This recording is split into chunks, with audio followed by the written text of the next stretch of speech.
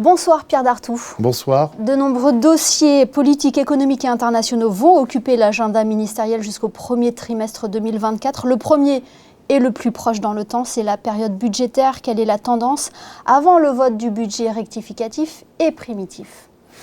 Bien, la tendance est bien sûr un très grand moment de la vie publique de la principauté, c'est celle de l'adoption du budget. Donc nous allons commencer au début du mois d'octobre à examiner en séance publique le budget rectificatif 2023 et au mois de décembre, il y aura le budget primitif 2024 et entre ces deux dates, des séances de travail avec le Conseil national pour préciser les choses et répondre aux questions des élus. Quelles sont les priorités du gouvernement? Alors, les priorités du gouvernement, c'est bien sûr consolider les investissements, les équipements publics, qui sont très importants en principauté, et je pense notamment au plan national logement, mais c'est aussi toujours veiller à ce que la principauté soit attractive et qu'elle demeure ce qu'elle est, c'est-à-dire un modèle sur le plan économique et social, mais également culturel ou sportif.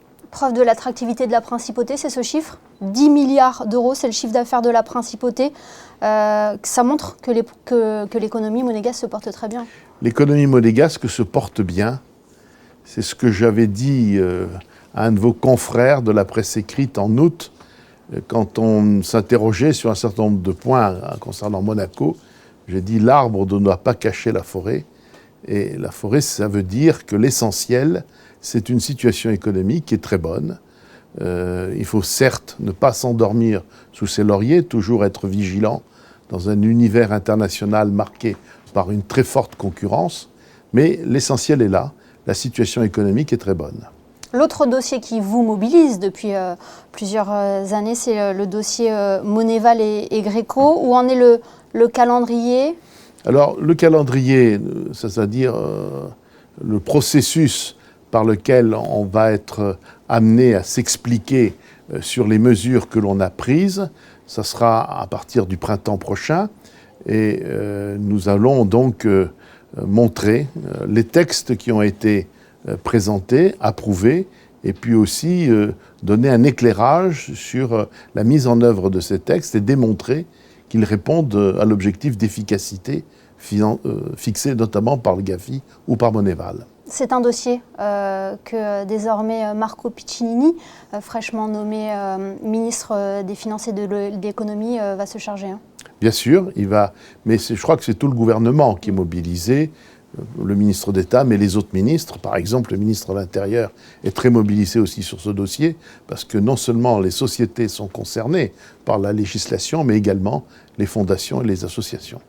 Quant au Gréco, c'est aussi une étape importante, et le Gréco enverra une mission au mois de novembre, à partir du 20 novembre, et nous avons pris d'ores et déjà, comme vous le savez, des dispositions nécessaires pour anticiper sur les demandes qu'il pourrait faire. Une réaction sur la suspension des négociations entre Monaco et l'Union européenne. Les conditions n'étaient pas réunies pour envisager un accord pour le moment? Non, les conditions n'étaient pas réunies tout simplement parce qu'on a constaté, et de façon très constructive, parce que les entretiens qui ont eu lieu à Bruxelles avec Isabelle Béraud-Amadei et Isabelle Costa se sont très bien déroulés avec M. Šefčovič, dans une ambiance très constructive. D'ailleurs, nous l'avons dit les uns et les autres dans les communiqués. Nous avons conclu qu'il y avait une distance trop forte entre le souci que nous avons toujours eu, qui est celui du prince, de fixer des lignes rouges qui forgent l'identité économique, sociale, culturelle de Monaco, avec un certain nombre d'exigences de l'Union européenne. Pour autant, ce n'est pas une rupture des négociations, ce n'est pas une rupture tout au moins des contacts avec l'Union. Nous savons qu'il y aura toujours des domaines où il faut être partenaire. Nous sommes dans le continent européen. L'Europe est sur un plan économique un partenaire essentiel, pas seulement la France ou l'Italie. Et donc, avec le temps, il faudra veiller à ce que certaines réflexions puissent nous permettre peut-être d'envisager d'autres formules. Nous parlions tout à l'heure du vote du budget rectificatif et primitif, un travail qui se fait en étroite collaboration avec le Conseil national. Un mot sur vos relations. Le Conseil national, Brigitte Boccon-Pagès, présidente du Conseil national, parle de relations très compliquées. Comment vous qualifieriez ces relations avec le Conseil national? Les relations ne sont pas toujours simples. Est-ce qu'elles sont compliquées? Moi, je vais éviter des mots, des adjectifs qui sont trop forts, parce que je ne veux pas alimenter certaines polémiques. C'est vrai qu'il y a des choses que je ne comprends pas, et donc les autres membres du gouvernement aussi. Donc il faut approfondir le dialogue. Et nous sommes prêts à le faire, d'ailleurs nous le démontrons. Certains se sont étonnés qu'on n'avait pas donné de suite à une réunion sur la méthode pour l'élaboration des textes législatifs. Ce n'est pas tout à fait exact, puisque dès le début du mois de septembre, nous avons écrit au Conseil national pour lui proposer ce type de réunion.